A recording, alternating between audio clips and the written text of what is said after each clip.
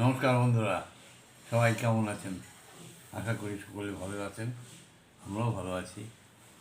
আজ মঙ্গলবার দিন আমরা সাধারণত চেষ্টা করি নিরামিষ খেতে।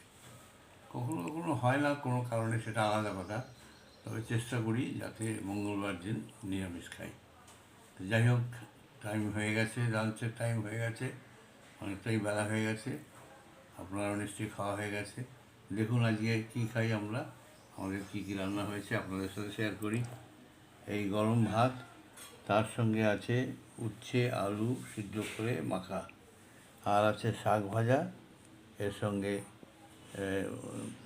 লঙ্কাও দিয়েছে, আর আছে ডাল, আলু পটলের তরকারি, আর ভেন্ডি আলু ভাজা, আর আছে আমের টক, আর এটা টক দই।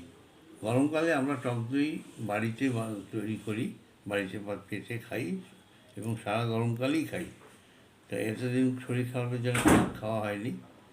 আজ বাজার থেকে দই এনে সাজাতে রেখে সেটা খাচ্ছি। কালকের থেকে বাড়ির পাতা দই খাবো। আপনাদের সকলের নিশ্চয়ই খাওয়া দাওয়া হয়ে গেছে। সবাই নিশ্চয়ই ভালো আছেন, ভালো থাকবেন, সুস্থ থাকবেন, আর আমাদের সঙ্গে থাকবেন। আমাদের এই ভিডিওটা ভালো লাগলে লাইক শেয়ার করে সাবস্ক্রাইব করে দেবেন। আর যদি সব ইনস্টাগ্রাম বা ফেসবুকে দেখেন তাহলে ফলো করবেন। সবাইকে আমার নমস্কার জানাই।